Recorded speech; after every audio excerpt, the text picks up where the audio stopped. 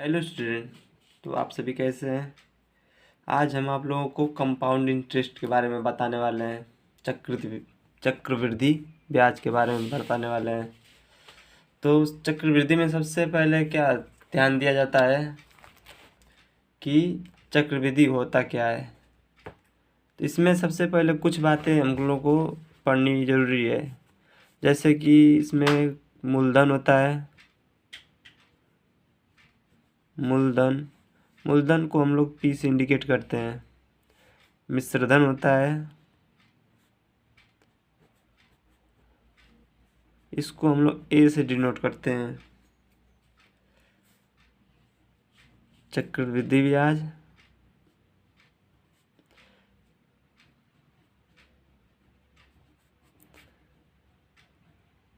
इसको हम लोग सी आई कंपाउंड इंटरेस्ट, इससे फिर इसमें होता है दर यानी रेट आर, फिर होता है समय यानी टी। चक्रवृद्धि ब्याज का मतलब क्या होता है? चक्रवृद्धि ब्याज का मतलब होता है कि जैसे कोई ब्याज है उस पर ब्याज लगना। उसमें क्या होता है, सिंपल इंटरेस्ट साधारण ब्याज में कि जैसे आपका 100 रुपये है, ब्याज लिया गया है, तो 100 रुपये पे ही मान चलिए कि 10% आपको ब्याज देना है। ठीक, तो 100 रुपये का ही 10% लगेगा, यानी अगले साल आपको 110 रुपये, फिर इसका 10% यानी 120 रुपये, फिर अगले साल यानी 130 रुपये। सिर्फ 10% का बढ़ोतरी होगी। लेकिन कंपाउंड इंटरेस्ट में ऐसा कुछ नहीं है। कंपाउंड इंटरेस्ट का मतलब कि जैसे आप 100 रुपये अगर इंटरेस्ट लिए हैं तो इसका 10% यानी 2 साल में कितना हो जाएगा? 10%, 10 हो जाएगा। 10, फिर जो ये रहेगा उसका जो ब्याज रहेगा, ब्याज का भी इसमें इंटरेस्ट लगता है, यानी ब्याज का भी ब्याज देना पड़ता है। यही खासियत होती है चक्रवृद्धि ब्याज की। यानी चक्रवृद्धि ब्याज में ये होता है कि ब्याज का भी ब्याज देना पड़ता है। लेकिन सिंपल इंटरेस्ट साधारण ब्याज में सिंपल जितना रहता है उसका बस परसेंटेज देना होता है। लेकिन कंपाउंड इंटरेस्ट में मतलब चक्रवृद्धि ब्याज में जो तो आपका मूलधन रहेगा उस पर जो ब्याज रहेगा वो तो देना ही, लेकिन जो ब्याज बढ़ेगा उस ब्याज पर भी ब्याज देना पड़ेगा, यानी इसका भी 10% देना पड़ेगा, यानी इसका 10% 1, यानी टोटल आपको कितना देना पड़ेगा? 21 रुपये एक्स्ट्रा देना पड़ेगा, यानी 121 रुपये देना पड़ेगा। और दूसरे साल, पहले साल तो 110 सिर्फ हो गया हो, मतलब उतना ही होगा।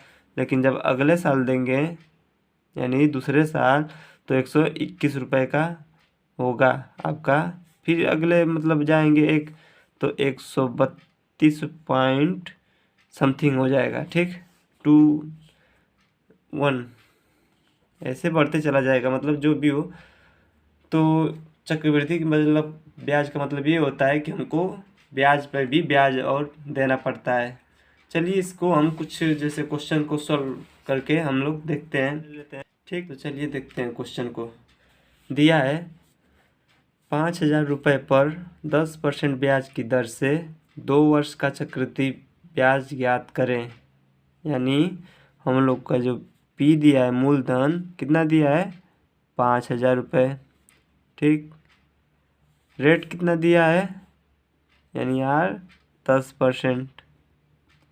ठीक, 10% को हम लोग क्या लिख सकते हैं? 1/10 लिख सकते हैं। हाँ, तो उसी प्रकार और कितने समय के लिए दिया है? टाइम कितना दिया है? 2 वर्ष। ठीक, तो हम लोग को 10% यानी 10%, 110 है, यानी 2 वर्ष का है तो 2 बार लिख लेंगे। ठीक, और क्या है? 1/10 है, इसका मतलब 10% है, 1/10 है, यानी इसका 1/10 करेंगे तो 1/10 से 1/10 कैंसिल हो जाएगा, 1/10 बच जाएगा, यानी 10। सेम 2 वर्ष के लिए तो 2 बार करना पड़ेगा, यानी इधर से 1/10 कट जाएगा, 1/10 बच जाएगा। अब इसका भी 10% करना पड़ेगा। जो ब्याज निकला है अभी तक तो ये अभी कुछ नहीं है, तो ये सिंपल इंटरेस्ट है। ठीक, क्योंकि 100 रुपये का देखो 10। ठीक, लेकिन अब इस ब्याज जो लगा है इस पे भी ब्याज निकालेंगे, यानी 2 साल का निकल गया है, तो अब जो ब्याज निकला है उस पे भी ब्याज लगता है। चक्रवृद्धि ब्याज का तो यही मतलब है, तो इसका भी 10% लगेगा, 1/10। यानी 10 से 10 कैंसिल हो जाएगा, कितना बचेगा 1। यानी टोटल कितना आपको चक्रवृद्धि ब्याज कितना मिल रहा आपके हिसाब, मतलब इस फॉर्मूले के हिसाब से कितना आपको लग रहा है कि कितना होगा। तो चक्रवृद्धि ब्याज कितना है 10, 10 20 1 21, यानी CI कितना हो गया 21। अब क्वेश्चन क्या दिया है कि चक्रवृद्धि ब्याज कीजिए, चक्रवृद्धि ब्याज ज्ञात कीजिए 21। ठीक, तो अब देखिए क्या है 10 × 10 यानी 100, यानी आपका P कितना है, जो मूलधन है P 100 है, और CI हम लोग का कितना निकला 21 निकला। यानी मूलधन किसके बराबर है 5000 के बराबर है। तो इसको 5000 करने के लिए क्या करना पड़ेगा 50 से मल्टीप्लाई करना पड़ेगा, तो 5000 हो जाएगा। तो सेम इधर भी 50 से मल्टीप्लाई कर देंगे तो कितना हो जाएगा 5 × 6 = 5 और 5 दूना के 10, 1050 रुपये आपका CI होगा, यानी चक्रवृद्धि ब्याज 1050 रुपये होगा। चलिए एक और क्वेश्चन देख लेते हैं और भी क्लियर हो जाएगा।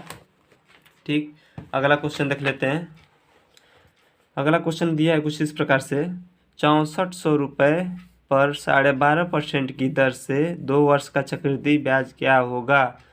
तो 64% यानी P दे दिया है 6400 रुपये, आपका R दिया है 12.5%। 12.5% को हम लोग क्या लिख सकते हैं 1/8 लिख सकते हैं।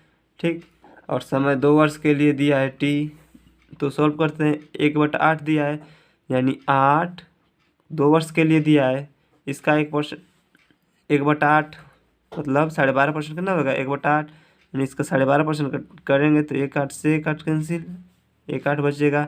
2 वर्ष के लिए तो 2 बार करना पड़ेगा, तो सेम वही प्रोसेस 8 बचेगा।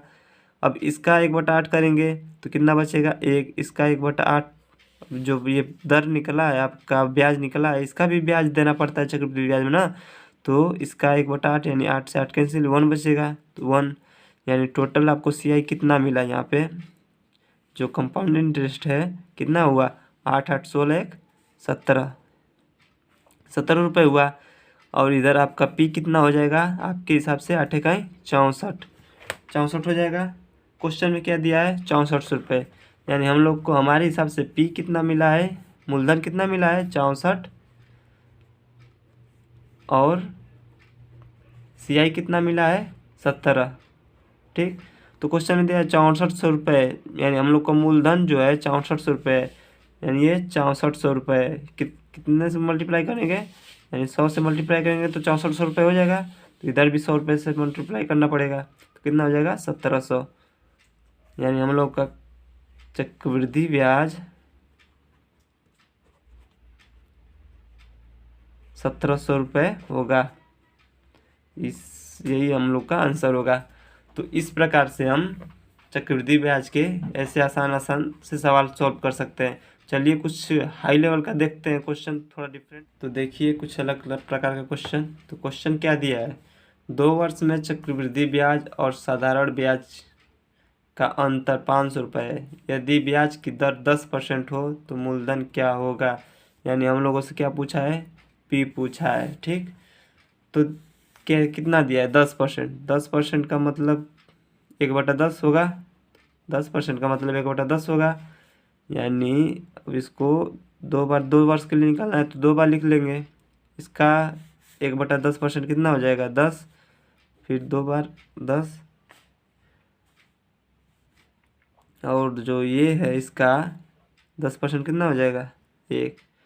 जो हमारा ये पहले वर्ष में निकलता है यही हम लोग का सिंपल इंटरेस्ट होता है। साधारण ब्याज हम लोग का यही होता है, जो ऊपर वाला रहता है साधारण ब्याज होता है, और जो ये पूरा होता है ये चक्रवृद्धि ब्याज हो जाता है। ठीक, हम लोग का जो ये बस ये पोर्शन जो बीच वाला पोर्शन है जो स्टार्टिंग में होता है ये साधारण ब्याज होता है, हम लोग का सिंपल इंटरेस्ट होता है। और जो ये पूरा है यहाँ से लेके यहाँ तक ये पूरा हम लोग का CI होता है कंपाउंड इंटरेस्ट। ठीक, तो इसी का अंतर पूछा है। तो दिया क्या है, दिया है SI कितना हम लोग का है, पहले तो CI कितना हो जाएगा, 10 10 20 1 21, यानी CI 21 हो जाएगा।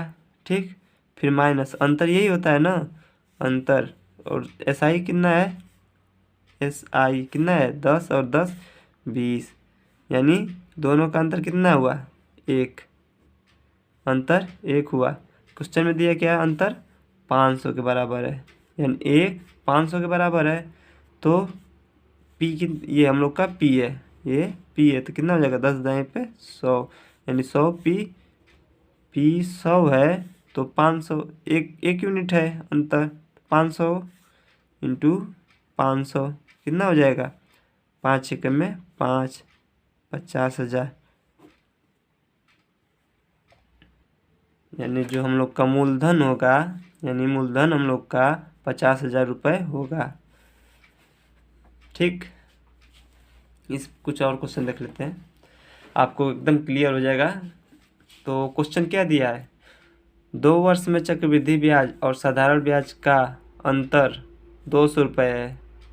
यदि दर 20% हो तो मूलधन क्या होगा। तो देखिए उसी प्रकार लगाते हैं, अंतर दिया है हम लोग को 200 रुपये, यानी CI और SI का अंतर कितना दिया है, 200 रुपये दिया है, और जो रेट है हम लोग का 20% दिया है, 20% को हम 1/5 लिख सकते हैं, और 2 वर्षों के लिए हम चक्रवृद्धि ब्याज यानी 1/5 है, तो 2 बार 5 कर देंगे, कितना है इसका 1/5%, यानी 1/5% करेंगे तो कितना हो जाएगा, 5 से 5 1 कैंसिल हो जाएगा, 5 बचेगा, सेम इधर, और इसका 1/5 करेंगे तो 1 हो जाएगा। यानी हम लोग का ये मिला बीच वाला कितना, ये है SI हम लोग का, और जो ये पूरा है हम लोग का, ये जो पूरा पोर्शन है CI के बराबर है, यानी CI है, CI के बराबर का CI है, तो ये 5 5 10 कितना होगा, हम लोग का SI कितना हो जाएगा, SI हम लोग का 10 हो जाएगा, और CI कितना हो जाएगा, 5 5 10 से